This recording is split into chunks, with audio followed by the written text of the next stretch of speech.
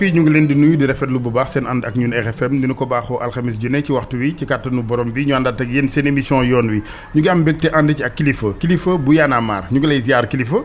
Alaaji Assane maa ngi lay delloo ziar lu bëri te di ziar mbokki auditeurs yi di nuyu ñëpp. très bien kilifa sama gars yi dinañ ne mooy kan ci wàllu tur wi. luy tur wi dëgg. waaw tur wi dëgg de mon nom d'état civil mooy Landing Mbessane Seck. Kilifa turu artiste bi la. ok donc ci nu gën a gaaw comme ñun suñu groupe de rap mu ngi tudd Kër gi. donc li taxoon Kilifa ak Thiat mooy kër goo dem di nga fa fekk Kilifa. kër gi fekk fa Thiatu kër gi. donc pour bañ a génn ci li nga xamante ni mooy tur yi am trait ak kër ñu jël Kilifa. ak Thiat amoon na taaw. mais taaw malheureusement. suñu début dafa taroon après pression familiale. tax mu bàyyeek woon mais ñu ngi garder de bonnes relations ñu ngi garder de bons rapports macha allah. ok Landing Mbessane Seck luy métier am ak ci lu nu yëngu boo gisee lu waral laaj bi mooy gars yi léeg-léeg ñu ne waaye Y'en a marre dafa am ñu ne seen ginnaaw. gars yi ci lan lañ def est-ce que art boobu nga wax yéen a ngi ci yëngu ba léegi. waaw xam nga fii moom Alaaji Assane dañu baaxoo lu nit jóg rek di ko def ñu gis ca. ab réussite rek il faut que ñu askanee la ko kenn. nanguluñu du ñu nangul doomu aadama réussite am il faut que ñu ne noo réussite bi parce que Alaaji Assane nekk ci ginnaaw est-ce que du ma ñuq moo nekk ci ginnaaw donc loolu moom fii dañ ko baaxoo. mais di xamal sénégalais yi comme ni ñu leen ko yàgg xamalee amul kenn ku nekk ci suñu ginnaaw te amul lenn lu nekk ci suñu ginnaaw. ay artistes lañ mooy suñu métier nous sommes des musiciens des rappeurs. Et depuis 96 ñu ngi exercer métier bi. di ko defee façon bi nga xamante ni peut-être wute nañoo ak ñeneen ñi ni ñu koy defee. di ko defin boo xamante ni maanaam dañ ne dañuy def li ñuy woowee un don de soi maanaam dañuy joxe suñu bopp. pour maanaam njëriñal askan wi. biñ koy def mu jural ñu lu bari tëj nañ ñu kaso. tabaase nañ ñu ak Kaolack bi ñuy door ak Ablaye Diak yu bëree bëri dal nañu ci. ñu dem ba macha allah suñu musique ba 2004 2006 commencé dox bu baax ñuy gis njëriñ li. ñuy génne ay album 2008 album bi def meilleure vente def meilleur groupe. jël ko fi ci ay awards meilleur groupe African Hip Hop Awards jaay album yu dul jeex def ay tournées yu bëree bëri ñu ñuy fay ay koppar. ba 2014 ci lañ génnewaat tamit suñu album bii di encyclopédie. ñu jaay loo xamante ni foog naa ci histoire CD amul ku ko fi jaayagum ñu jaay plus de 30 000 albums. jaay ko fii ci Sénégal ci Afrique ak ci fépp fu ñuy dem tourner dem ay Japon def nañ les 4 continents. wër nañ dem nañ fu ne di dajeek ay nit tamit di am ay contrat ak ay marché loolu daal foog naa ni mooy li nga xamante ni moo def suñu koom. bu loolu weesoo aussi man personnellement ma am un business parallèle. léeg-léeg ma dem tourner am fa benn weccet jënd ko benn oto su ma ñëwee jaay ko dàq ci ab benn 500000 wala benn 1 million. léeg-léeg tamit ma gis ma dugg ci élevage damay yar ay xar. waaw léeg-léeg damay dugg daal ci lépp loo xamante ni daal mën na ma indil bu au moment où sama musique comme période bi nga xam ni dañu nekk studio. produire wuñu donc yooyu ñoo lay dundal. waaw ci loolu daal la ñu ne. dama foogoon ni da ngeen a def reconversion parce que gars yi daal ils ont l'impression. ce qui n'est pas le cas suñu la dégloo que teg ngeen musique bi ci suuf léegi daal moom politique ak waxi manifestation rek. waaw xam nga musique bi booy xool Alaaji Assane jubbu ba la faloon boo ko watee ñu folli la. musique bi dafa nekk loo xamante ni ñun bi ñuy door ñun suñu histoire ak rap ñun choisiruñu rap pour def ko. mais rap moo ñu choisir pour ñun ñu def ko. parce que maanaam bi ñuy tàmbali. dafa amoon benn grève en 1996 di dugg 97 yooyu grève UNES. mu nekkoon une grève nationale. Union nationale des élèves et étudiants du Sénégal. boobu ñun ñu ngi woon sax ci privé man ak Thiat ñu toppoon grève boobu duré woon 3 mois. yàlla def fa ñu nekkoon ca Kaolack. ñu nekkoon fa ay leader alors bi ñu demee ba grève bi bañ naan année bi dina invalide wala du invalide faf yàlla année bi mujj sauvé ci lañ toog Thiat ne ma booy lii ni muy continuer du yoon il faut que wax dëgg yàlla ak yonent bi doon xale teewut a def prise de conscience pour xool poser wu la question lan nga war a defal sa réew ñun dañuy toog nii rek bu gars yi bu système bi ne hop ñu ne hop bu politiciens yi ne hop jaarale ñu ne hop il faut qu'on s'indigne ma ne ko mais comment déjà ay xale lañu amaguñu atu indigné mu ne ma non ba s'indigner dafa jox at Thomas Sankara ñaata at la am bi muy jël le pouvoir bi muy indigné wu bi muy teg la révolution ñu waxtaan ma ne ko mais sur quelle forme ma ne ko munuñ créer parti politique duñ xam munuñu ko ba pare politique bi ni ñu koy defee fii sax gars yi duñ la gëm parce que les populations étaient finies de vomir la politique ak manière bi ñu koy defee munuñu teg mouvement mu ne ma léegi ma ne ko léegi lu ñuy teg mu ne ma mais nañ def rap parce que boobu xaw ma sax luy rap ma ne ko la mooy rap mu ne ma musique bi ñoom ay Pi France di def ñoom xumaan affaire yooyu ñoom awadi ak affaire yooyu ma ne ko mais ñoom awadi caat loolu ñun bu ñu ko defee nan lañ ciy dénoncer parce que boobu je me rappelle les premiers morceaux c'était ay ataaya munuma ko bàyyi ataaya mu ne ma non ci la ma demee indil kasetu Pi France ñoom xumaan ñuy wax ji ay ak BMG ñoom Matador wax ji daf ci baax foog am ku wax ma ne ko genre bi lii baax na ma ne ko léegi nu ñu koy defee nu ñuy bindee affaire yeeg yooyu pour def comme gars yi mu ne ma non loolu day ñëw noonu la ñu duggee ci rap bi donc ñun dafa am carrément lu ñu tax a duggal ci rap mooy dañoo cee dugg pour dénoncer dañu cee dugg pour prendre position maintenant ci seen i activité yéen waa Y'en a marre quand même am na lu leen di gunge ci koppar financement yi est-ce que lu leer la waaw Alaaji Assane parce que booy dénoncer day fekk it nga sango ba pare effectivement di digle cangaay te wax dëgg yàlla yaa nga mbëbës loolu moom doy na waar mais nekk na question boo xamante ni gars yi dañ ciy wax ci espace bi et tout Y'en a marre en tant que mouvement pour ay activités maanaam taxaw organiser conférence de presse contester ñu gis loo xamante ni ça ne va pas ñu taxaw war ci wax loolu Alaaji Assane je pense que ni ça demande pas de moyens parce que conférence de presse on ne paye pas les journalistes surtout que nekk nañ ci monde boo xamante ni boo wootee conférence de presse même su fekkente ni presse bi ñëwuñu sax dañ la boycotté soo taxawee ci sa Facebook def sa live nit ñi dinañ xam lan nga bugg a jàllale alors donc loolu je pense que ni ça demande pas de l'argent. ok amu leen woon problème ak benn ONG ba ñu. moi j'arrive maa ngi ñëw Y'en a marre depuis 2013. depuis 2012. bi Macky Sall accédé au pouvoir quand il nous avait reçus. defal ñu ay propositions. ñu décliner ko. yu mel nan. comme ñu ñëw bokk après le combat. comme ni ko ñëpp defee ci mouvance présidentielle ñu ne ko ñun on veut demeurer des sentinelles on veut que ce Y'en a marre qu'on a créé ñu gis ni que ni am na lu mu nekk di def dañ ko bugg a bàyyi mu dox parce que son objectif c'est de rester des sentinelles rester des avant-gardistes di surveiller maanaam américain bi naan ko de watchdog maanaam ki taxaw di surveiller loolu lañ bëgg a doon et moom ci boppam il a apprécié cela ba pare nañu dindil ngeen ma épine boo xamante ni mooy loolu parce que maa ngi doon wax vraiment comme ni ma gars yëpp posé ñëw indil ma seen kii ne ma ñoom lii ak lii lañ bëgg yéen da ngeen ma jàllaxaat lépp ne ma buggu leen ci lenn lu dul toogaat di surveiller li nga xamante ni moom lañ doon xeexee li fi ne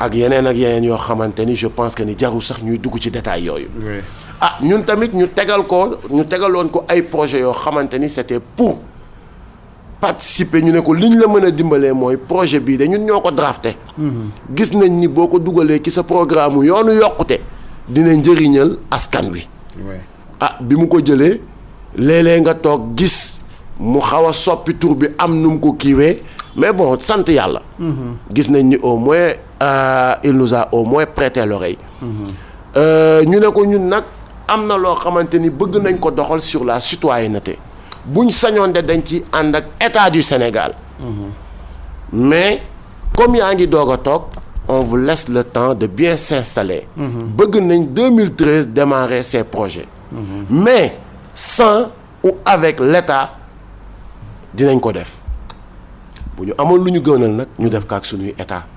parce que projet yi ñu nekk di def comme ay dox ak sa gox. wax ak sa député. dox ak sa gox mooy fexe ba citoyen bi xam lan mooy la citoyenneté. fexe ba nit ki xam nan lay toogee ci goxam. fexe ba tey yi ngay dégg ay opération set setal bi mu initié temps yi ngay dégg yooyu fekk na def nañ ci ay compétition ay challenge ba gox-goxaan yi doon ci compétir amoon ay ONG yu leen ci accompagner. Maintenant pour ces projets ak di former les jeunes sur la citoyenneté. Mais c'est des projets qui demandent de financement. Alors des ONG yu ci mel ni ay USAID ay Oxfam ay ENDA LID ak yooyu yëpp ñëpp xam nañ lan la ñuy yan rôle la ñuy jouer ci côté yooyu bi ñu bindee suñu ONG suñu projet déposé ko bi ñu ko déposé des ONG ont jugé que ni c'est un projet qui mérite d'être accompagné. ñu ne seen projet bi kat gis nañ ni nangami million la waaye ñun de bokk na ci suñu calendrier ci suñu kiiwu ren bëggoon nañ ci dugal fukki million. beneen ONG ne ñun de bëggoon nañ ci dugal ñaar fukki million. beneen ONG ba ñu am li ñuy soxla pour dérouler ce projet wala ñu am lu ko jege. c'est comme ça que ça se passe. Et cet argent mu nekk xaalis boo xamante ni man kilifa mu xaw ma couleur bi. lu ma ci xam mooy c'est un argent parce que boobu amaguñu woon la machine pour pouvoir gérer une certaine somme. structuré duñu ko jox voilà te il fallait aussi ñu am benn ONG locale bu nekk fii comme ENDA LID bu ñu sous couvert. xaalis bi ñu ngi ko mës a viré ci compte ENDA LID. donc je pense que ni problème bi du woon seen activité citoyenne problème bi mooy seenu tur yéen ak seen i yëngu Y'en a marre. waaw sunu tur ak sunu yëngu. Alaaji Assane xam nga tey jii nii am na loo xamante ni boo koy def rek. di nga ci am tur. parce que soo fekkee loo xamante ni kenn defagu ko wala bi nga ciy dugg di ko def da nga ko duñ ci dugg rek te yàlla tax. yàlla sunu borom dimbali la ci mu am réussite. nit ñi dinañ la joobee. c'est juste ça. c'est juste ça. mais finalement dañ leen mën a mujjoon a jàppe yéen ay bureau yu président ndax li ngeen wan Ablaye Wade.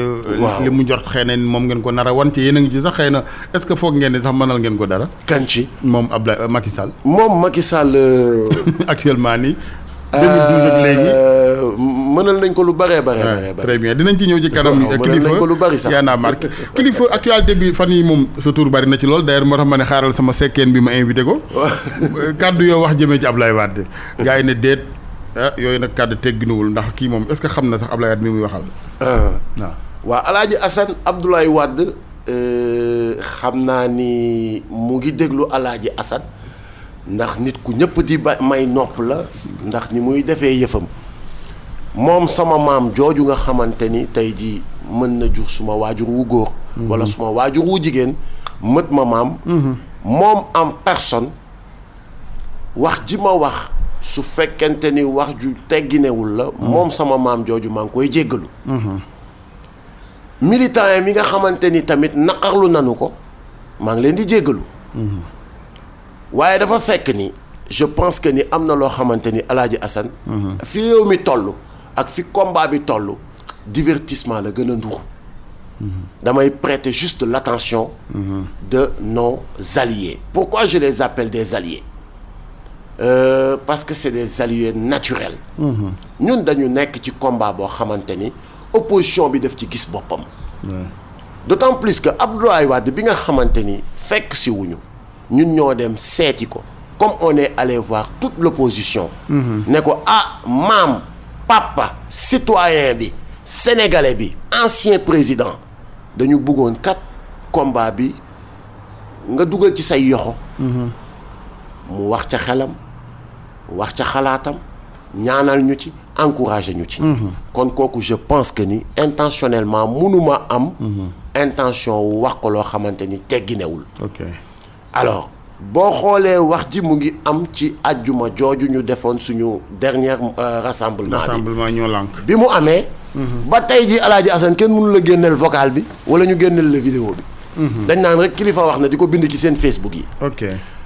di signaler ak di prêter waat encore l'attention de nos compatriotes et des combattants yi nga xamante ni ñoo bokk le collectif ñoo lànk opposition comme ñi ci bokk ñëpp daal le premier gars qui a fait cette publication il est de l'APR kon kooku il n'est pas animé de bonne foi naqarluwul li ñu wax Abdoulaye Wade on a fait une mobilisation mu réussir am doole tiital leen ñu ne xaaral ñu divertir leen mais li ma ci naqadi leen laa ci naqarlu mooy sama gars yi yaa leen jox matière sama gars yi mais dañoo daanu ci seen piège parce que Alaaji Assane le linge sale se lave en famille parce que ñun ñooy bokk ci suñu instance yi ñuy gisante di réunion. Tu n'as pas senti une solidarité autour de toi après ci sa gars yi wala. mais bu baax a baax a baax. Ok. bu baax a baax a baax. même waa PDS yu jugoon di agiter. je les comprends. je les comprends comprendre naa leen. Ouais. comprendre naa leen bu baax te jéggal naa leen. képp koo xamante ni taxaw na am ci benn propos injurieux à mon égard. wala wax ci noo ci warul waxee à mon égard jéggal naa la te yàlla kese tax. mais di leen wax ni luy damay profité Alaaji Assane di am lu ma seetlu dama cay taxaw duut ca baaraam. la façon dont on milite au Sénégal war nañ ko changer. ni ma gis jeunes yi surtout di militer. Oui. ñaaw na trop. ñaaw na Alaaji Assane. ci naka. muy nag parti politique yëpp laay waxal nag bàyyiwuma kenn. da ngay gis tey jii bu kilifa waxee loo xamante ni arrangé wul benn leader. nga gis ci saa si ay militants am jóg commencé saaga. ci saa si def ko ennemi def ko moo con. jiiñ ko tuxkatu yàmba waxal ko lu ne. et c'est des jeunes.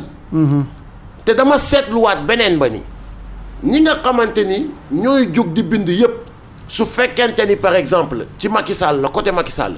doo ca gis Amadou Sall. parce que. du ma sa taxaw di ci internet amul jotu toog ci internet bi di bind pour défendre son père mais c'est le fils d'autrui moom mooy toog ci koo xamante ni moom moo jël boppam exposé ko joxe ko ne mooy président de la république par exemple ñu dénk ko muy am ay failles nit ñi di ko critiquer beneen doomu jàmbur boo xamante ni yow li ngay kaas moom la gën a arrangé moom mooy jóg saaga la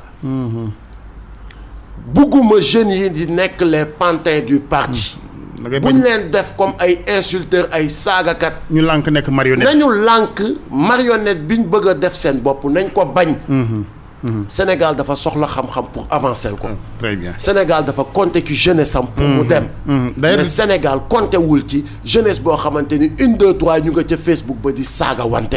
on n'a pas besoin de ça. c'est important. du image bu rafet nañu ko seetaat c'était un message. très bien. bu fekkee jël ngeen ko c'est tant mieux bu ngeen ko jëlul it taxawaat leen ci seen Facebook yi. saagawaat leen de toute façon kilifa yàlla dimbali na ko ba. il est déconnecté de tous ces trucs. ok liiruma commentaire. xawma lu xew ci Facebook yi. d'accord dañ may woo rek ne ma gis nañ lii Facebook kon bu fekkee franchement njëriñ amu ci. bàyyi leen ko te gis naa ni njëriñ amu ci. très bien li fay ak lakk bokk na ci li nga njëkk a def mooy jéggalu. ni nga ko waxee suñu maam son excellence. le président Abdoulaye Wade est-ce que envisagé nga lu ci mel ni dem ba ci moom. mais ci kàttanu yàlla ak mbaaxam. jéggalu gi yegg dem ziyaari ko. parce que nag loo ci mën di dégg it daf ci am ay doxin ay jéego yoo xam ni mën na toroxal seytaane bu fekkee da nga ni gars yi dañoo bëgg a yàq rek. une révélation Alaaji Assane loo xamante ni gis nga tey jii ñu bëree ngi taxaw. di wax mais bi may am 18 ans li ma def pour Abdoulaye Wade. amul kenn ku mën a sañ a taxaw fii yëkkati sa loxo ne bi ngay am 18 ans def nga ko pour Abdoulaye Wade. en 2000. on venait d'avoir 18 ans. mu nekk suñ première année ñu war a voter man ak Thiat. on a empêché à Abdou Diouf de battre campagne à Kaolack.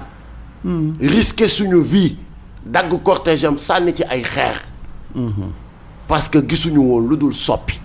sama biir kër bi nga xamante ni fa la Ablaye Diack dëkkoon doon ànd ak sama papa bokk ndey ak baay. ma waroon a nekk ci sama côté papa. ma amoon vision wu ni non Sénégal dafa war a changer président jot na. te ki ñu gis kenn la muy soppi. kon kooku am na lu ma participer man ci alternance bi. en 2000 la première fois may voté Abdoulaye Wade j'ai voté pour Abdoulaye Wade. alors ak yeneen ak yeneen yu bëri. ñun nag nous ne sommes pas ingrats. parce que aussi on a appris beaucoup ci Abdoulaye Wade. Abdoulaye Wade moo ñu jàngal bu ñu la tegee lu la neexul da ngay jug xeex ko wala da ngay jug dénoncer ko. Abdoulaye Wade moo ñu jàngal lan mooy droit. Abdoulaye Wade moo ñu xamal yu bari ba ci 23 juin tey jii bu Abdoulaye Wade braqué wu woon. comme Macky Sall l'a fait le 19 avril bi muy jàllale parrainage bi 23 juin du am mais il a laissé le peuple s'exprimer. Laissez les Sénégalais venir devant l'Assemblée nationale pour dire s'ils sont d'accord ou pas. loolu moo indi créer 23 juin. très bien mënoon na braqué wu barricade dëkk bi yëpp comme ça ni ko Macky Sall di defee. saa yu bëggee jàllale benn loi. kon kooku wax dëgg yàlla ak yonent bi soxla nañu budul dara léeg-léeg bu ñu mënee ubbil buntam ñu dem ba ci wetam. am ak moom benn 10 minutes. mu dolli ñu ci xeex bi nan lañ koy defee. ñaanal ñu conseiller ñu. jeex na tàkk njumte la rek ci waxin wi ndax nangul nga ko kàngam gi mu doon moom Abdoulaye Wade du première fois nag kilifa di génn di sànni xeerama parce que maa ngi fàttaliku sénégalais yi ak ñenn ak sekkeen njëw yi nga xam ne naan ataay ak nelaw lañ fi nekkee da nga leen di xeexal doo gis kenn mas nga fee maar gestu gisoo kenn nga daal di ne mais sénégalais yi loo leen waxati woon sax. donc yaa ngi bëgg a doon récidiviste kilifa. waaw mais xam nga Alaaji Assane mooy li ñuy wax rek. waaw parce que je pense que ni depuis que ma nekk ci espace bi ba léegi depuis may am 16 ans.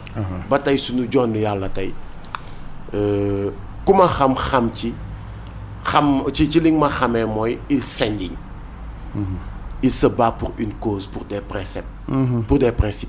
nanguwul ku noot askanam. ku nekk ci loolu la ma xam. au moins saa yu ma génnee sama album toujours je prends la défense du peuple. saa yu may wax ci côté askan bi wala ci faveuru askan bi laay wax. njuumte nag. mënul ñàkk ci doomu aadama. dëgg la. alhamdulilah sant yàlla. pour l'avenir li des ci suma kanam.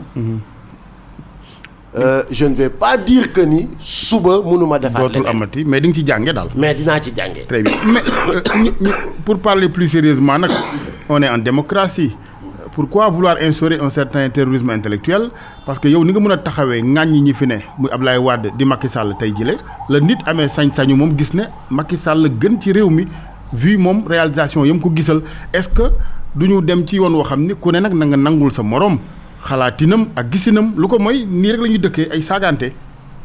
Alaaji Assane mooy li ma wax je pense que ni da nga ma sa question. fu ngeen ne Y'en a marre nit mën na fa wax ni moom alhamdulilah. mais Alaaji Assane est-ce que xam nga ni depuis qu'on a créé le mouvement Y'en a marre. on nous a traité de tous les noms d'oiseaux. xam nga lan lañ ñu jiiñagul. biir ëmb. parce que ay góor lañu. te pourtant musuñu toog fenn jooytu ko. te musu leen ñu dégg aussi ñu répliquer. ay mag taxaw nañ saagañu ay kilifa sax taxaw nañ jiiñ ñu faramason. jiiñ ñu lu ne ci ay doomu jàmbur nga mën a jël lu toll ni faramason. wala lu toll ni dañuy ànd ak lobby góor jigéen teg ko ci seen kaw. te tey jii xam naa ni ñi ma bokkal Y'en a marre. ak man mii di wax ak yéen. éducation bi nga xamante ni suñu baay yi ak suñu yaay yi def nañ ko ci ñun. wallahi al azim bu fekkonte ni nekk na ci une majorité de la population. Sénégal dina jëm kanam. c'est des gens bien on est des gens très bien éduqués. moo tax ma koy évoquer xam nga yow déjà nee nga vous avez été victime de ça xam nga tey jii Sénégal mënuñoo ne ci réew moo xam ni. ku ànd ak diw rek ne gongo boo demee ci opposition ba wax sa fànn il faut aussi qu'on se respecte un peu. faut pas mais c'est ça Alaaji Assane. ñun de toute façon. ku ñu xam-xam ñu ci constance.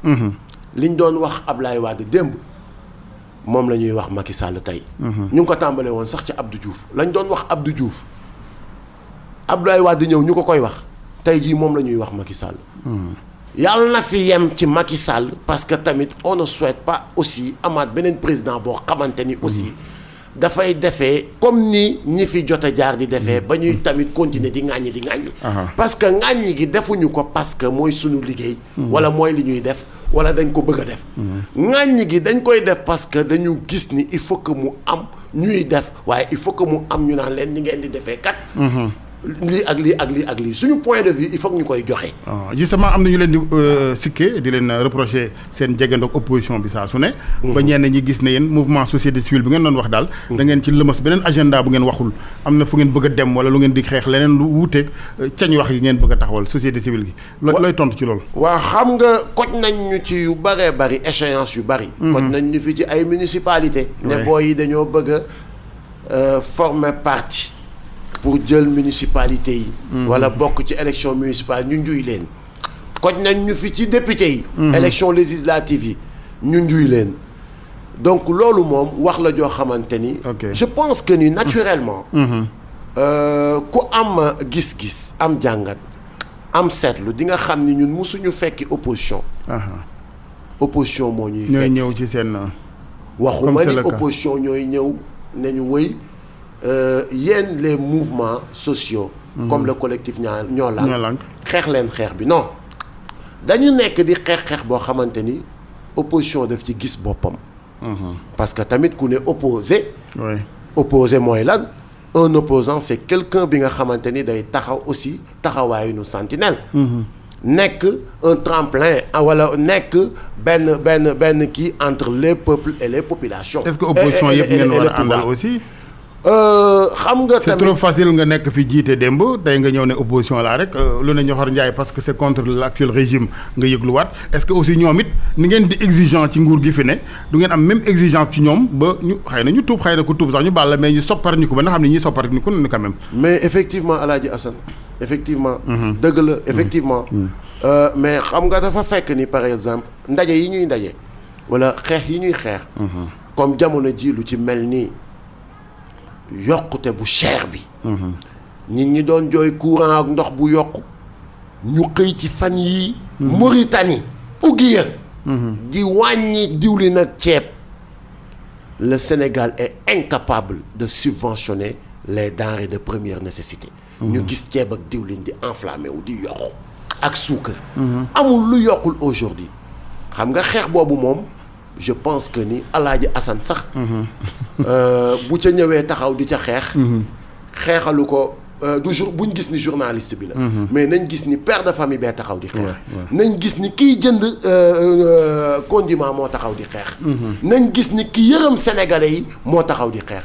nañu bàyyi aussi di jaawale casquette citoyen bi ak casquette. métier mi maanaam journaliste bi. Alaaji Assane bu génnee ci rajo bi. war na mën a summi casquette journaliste bi teg ko fii. buy dugg këram casquette père de famille dafay duggee. suy ñëw ci rassemblement boo xamante ni du rassemblement pour élire Idrissa Seck wala pour aider Sonko mu arriver au pouvoir rassemblement la buy xeex les droits humains surtout. comme ni ñuy def tey des otages politiques. dafay tax ma laalaat tuuti rek ci Ablaye Wade. ñun mosuñ ñu emprisonné lu yàgg ci Ablaye Wade dañu doon jàpp. maximum 72 heures ñu libéré ñu.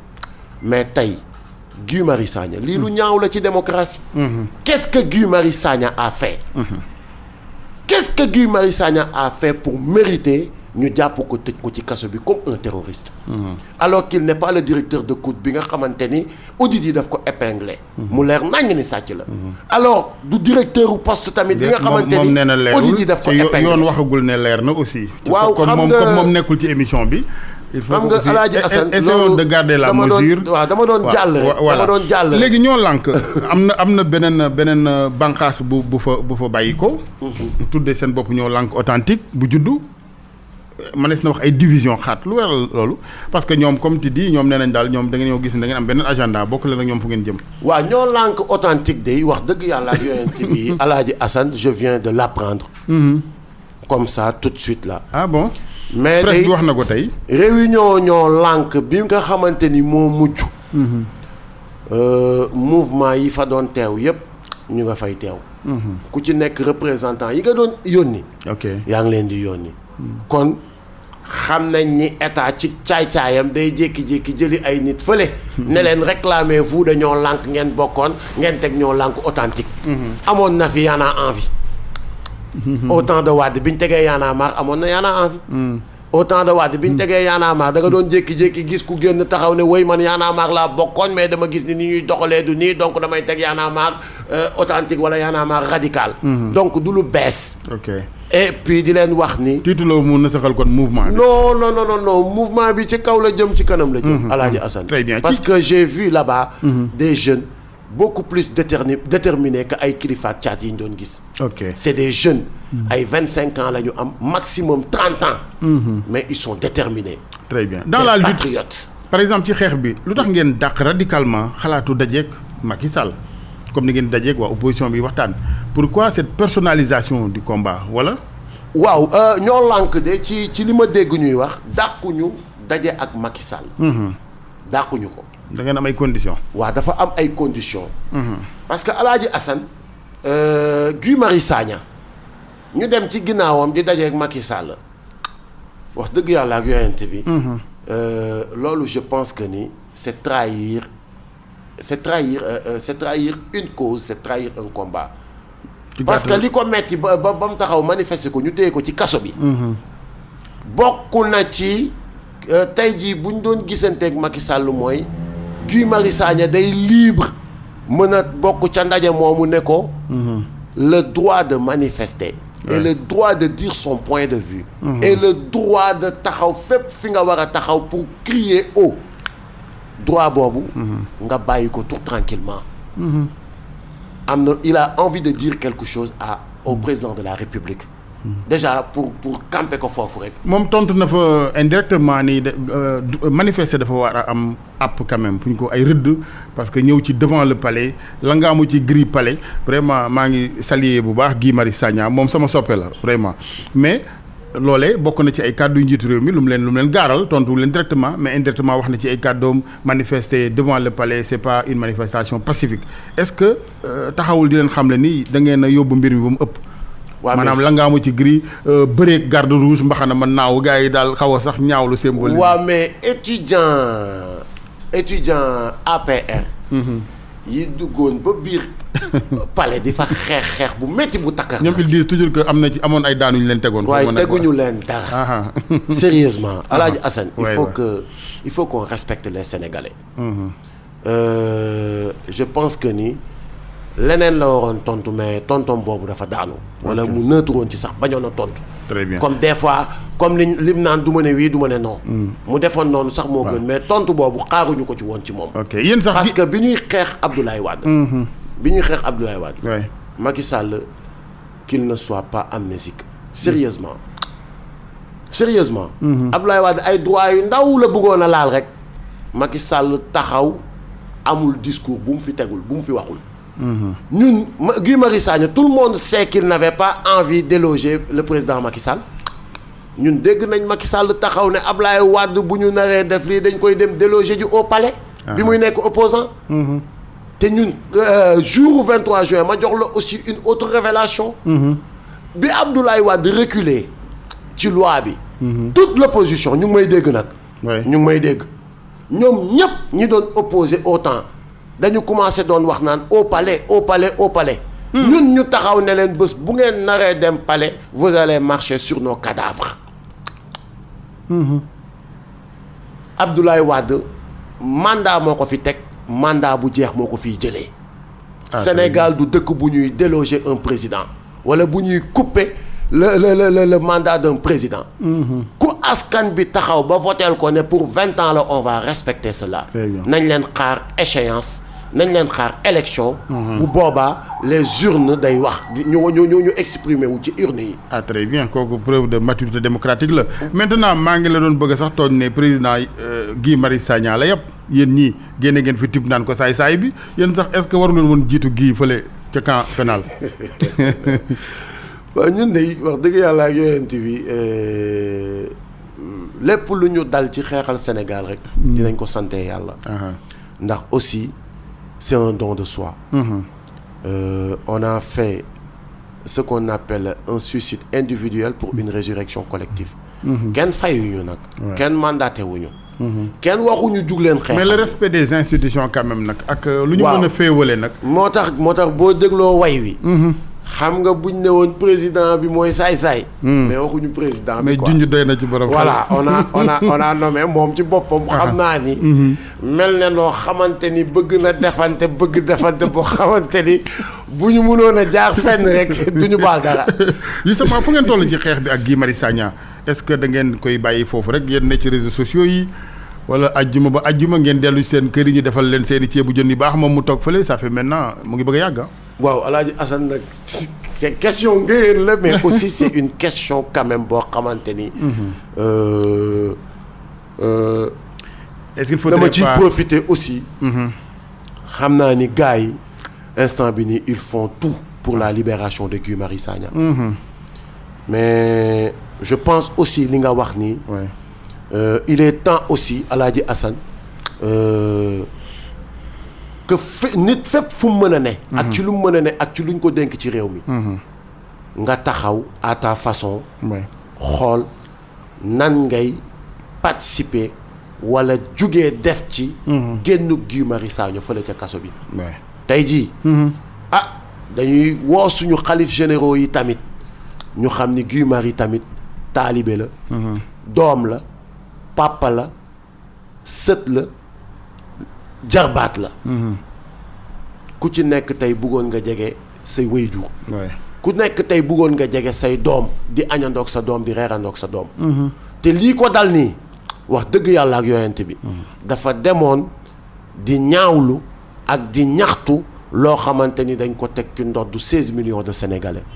kon tey jii képp kuy sénégalais war nga jël sax bu dee sa kàddu boo mënul sax génn taxaw ci mbedd mi manifester.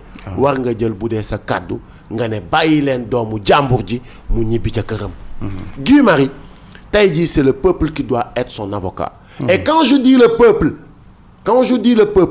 amul kenn ku ma bàyyi. ba ci le président de la république. maa ngi koy oowaat encore di ko xamal ni ko. ay frère am lañu avant tout. di ko xamal que ni ay jarbaatam lañu avant tout. di ko xamal que ni ko moom bañuñu ko. duñu ay ennemis duñu ay noonam. président duñu say wujjewuñoo ak yow. sa fauteuil boobu teguñu ko bët. président dañ lay invité di la rappeler ci li nga xamante ni en 2011 da nga ko nekkoon suñu wet ñu koy xeex muy Sénégal boo xamante ni. dafay mucc ayib. ouais. président loolu lañ nekk di la rappeler. jarul waay nga la président jarul nga ñu ciy tëj kaso. jarul nga ñuy xañ yenn suñuy droit. jarul nga bëgg ñu def ay ennemis wala ay noon déedéet. vous êtes le président de la république kenn mënu ci dara yàlla la ko def. te nangul nan la ko. mais nangul ñu aussi le peuple qu'on est. et quand je dis nangul ñu le peuple qu'on est mooy bàyyee ñu suñu ay droit comme niñ la bàyyee ce titre président de la république ñu ngi lay woo encore balaa yëf yi di gën a ëpp loxo. balaa ngay toog di ko métitlu. très bien. Guy Marius Sagna jàppee ko ni benn Amadou Sall aujourd'hui bàyyil Guy Marius Sagna mu dellu ci wetu jabaram wetu doomam wetu njabootam wetu askanam continuer di leen gën a xeexal. parce que boo waxee bàyyil Guy Marius Sagna baalal Guy Marius Sagna duñ Guy deful luñ koy baalee. soo ko baalee mooy wéy ñaanal nañ ko njëkk baal nañ ko kon bu génnee day noppi. te tel que je le connais il est comme nous. soo ko dugaloon ci kàmb sax. ci biir kàmb ga bu fa toogee day wax li mu war a wax.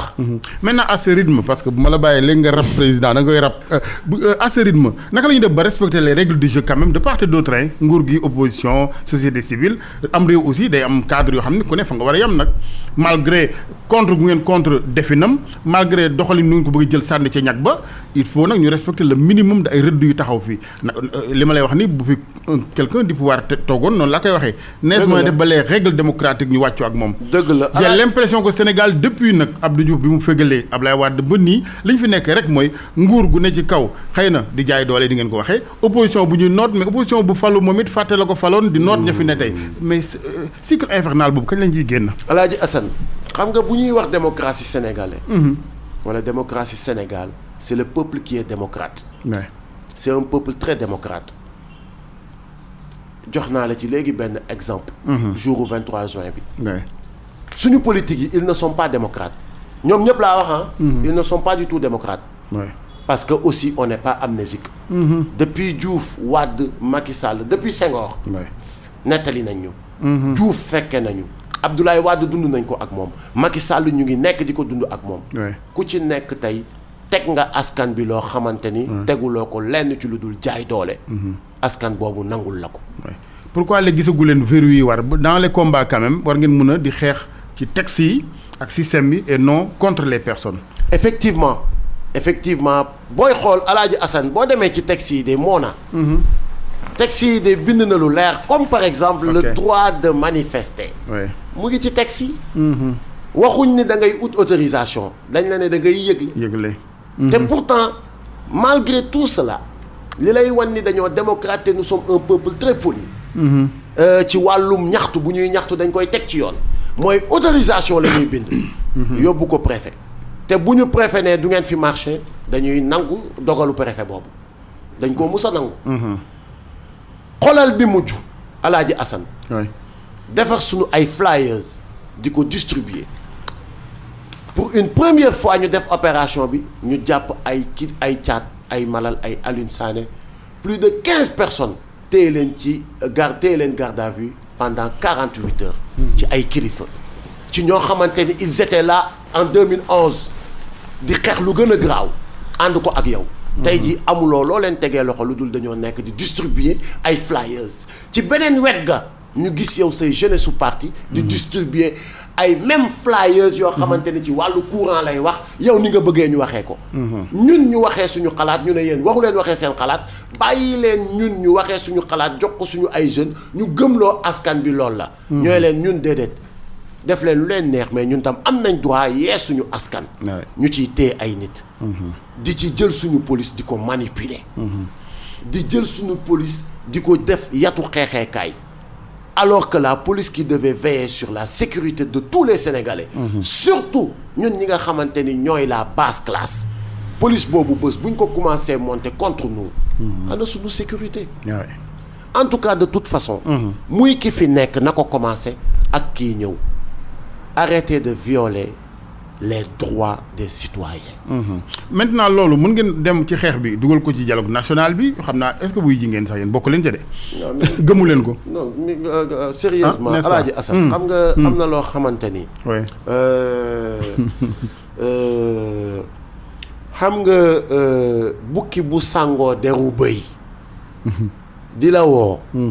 bés boo ko jegesee boo séenee bëy ngay séen de mu nga ne bàyyil moom mën na am der bi dina ko transformer bëy mënuloo sàng bukki deru bëy ba mu transformer ko def ko bëy bant lu mu yàgg-yàgg ci biir géej du ko tax a soppaliku jasit. malgré ñi ko jiitee quand même gars yi ñu ngi leen jox une certaine crédibilité ay kilifa yu mag ñoo. waaw mais xam nga. très bien gis nga Alaaji Assane. Ouais. xam nga dañ naan kilifa waxati na te yooyu laay bañ. justement nañ jàll ci ponk jeunesse bi maintenant. Waaw. parce que junj nga ko sànq ni jeunes yi di defee politique mais ni jeunes yi aussi di manifester seen mer ci réew mi di toj ak rajaxe di yàq le bien public bi ci mujj c'est à Guet Ndar à Saint-Louis Dakar gi dafay am fu ne ay innocents ay victimes yoo xamante ne yëgunu tinunu est-ce que cette façon de lutter classique war na mën a continuer ba léegi. boobu moom nous le condamnons fermement. parce que bu may fàttaliku di indi une réponse à ñiy wax que ni. les yanamaristes ou les mouvements sont violents. Je me rappelle bi ñuy créer le mouvement Y'en a marre booba temps am na fu jeunes yi tolloon ba commencé violent. di taali pëna di defi ay affaire di toj ay biens. Je me rappelle à chaque fois fu ñu fekkaan des jeunes yuy manifester di taali pëna dañuy ñëw dajale leen. calmer leen. ne leen lii du xeex bi. pëne yi ngeen di taal. Ablaye Wade mi ngeen koy taalal du fi romb. saxaar si du moom moo koy noyyi. parce que il est bien sécurisé. xamul sax ni ay pëne ngi tàkk ci banlieue bi actuellement. kaay leen ñu dajaloo. bi ñuy nekk di créer Y'en a marre. kaay leen ñu dajaloo teg un mouvement pacifique. convaincre leen ba ñu bàyyi taal pëna te Alaaji Assane ma waxaat la beneen. est-ce que xam nga ni on est tout le temps infiltré bu xeex bi demee ba am fu mu toll. on est tout le temps infiltré par les politiques ci violence yi. foo gis taal. ak lu violent jàppal ni c'est les politiques. du yéen parce que gis nañu fi benn koo xamante ni nekkoon na jeune APR. en 2011 mu taxaw def ay aveu ne xanaa xamu leen taal bu ngeen fi mës a gis ñun la. Mame Mbaye Niang. nekku fi nag de. waaw moo tax bugguma mais loolu je pense que ni daw na circuler na ñëpp gis nañ ko weddiwu ko. c'est un aveu de taille ku dugg ci internet bi da nga koy gis. xanaa xamul leen ni taal bu ngeen mës a gis taal yi ngeen doon gis yëpp c'était nous les politiques. et ça on en sait quelque chose xam nañ ci dara quoi. Alaaji Assane. xam naa du ñàkk bés nga dindi rek sa casquette journaliste bi parce que njaaxaanaay nga mun a taxawee waruñ la gis ngay am intimité ak waa APR waruñ la gis nga mun a am intimité ak waa Sonko. waruñ la gis nga mun a am intimité ak waa ñoo lànk. mais léeg-léeg dinay baax ñu invité la ci loo xamante ni c'est ordinaire. nga ñëw fekke suñu waxtaan dëgg yoo xam ni day jël 2 heures voire 3 heures de temps. mais yaa ko wax fii sànq ne. ci démocratie lañ nekk bu ngeen ma invité damay ñëw. waaw kon sant yàlla bu baax. j'ai prêté ma voix un jour ci benn manifestation citoyenne bu ngeen doon def yéen Y'en a marre. ah si. man kenn du ma tànnal samay xarit. dëgg la. loolu amul rapport ak métier bi. waaw loolu moom gis nañ parce que citoyenneté c'est de façon large moo tax rek ma koy junj gis nga bu ñu bësul suñu xol yi ku ne nangul sa morom. différence yi am ci suñuy gis-gis. xeex rek la ñu mujj ak saagante te nag saaga moom du lijjanti am réew. une jeunesse sur qui on compte par rapport au pétrole au gaz et tout il faut ngeen xalaat nag profondément daal di refondation mouvement yi waxuma li ngeen def baaxul mais lu ko gën it ñu jël. waaw xam nga man da nga nekk koo xamante ni wax dëgg yàlla ak yonent bi comme ni ma la ko waxee. ci avant ñuy taal micro yi noonu laa la koy waxee ci kaw. ab sekkende lu man budul dara dama lay déglu parce que gis naa ni saa boo yëkkatee sa kàddu mu jug ci micro bi di génn ci rajo yi. yaa ngi bàyyi xel ci ni ñi lay déglu war nañ mën a taataan ci yow.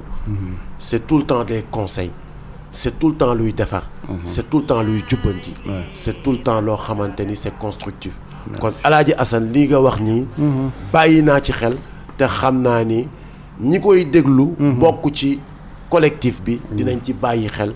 ci instance yi ci réunion yi. dinaa leen ne Alaaji Assane de nee na. li ñuy def naam baax na waaye nañ ko gën a raxasaat. li ñuy def naam baax na waaye buñ ci mënee yokku lii. li ñuy def naam baax na waaye buñ ci mënee dindi lii. en tout cas maa ngi lay gërëm kilifa bi ma waxtaanal tey hors antenne ndeke gars yi léeg-léeg impression yi ñu amaan naan waa Y'en a marre yu tox yàmba ay agresseur la ñu mais ndeke daal macha allah ku baax la sekkeen bi rek moo ko yàq maa ngi lay gërëm.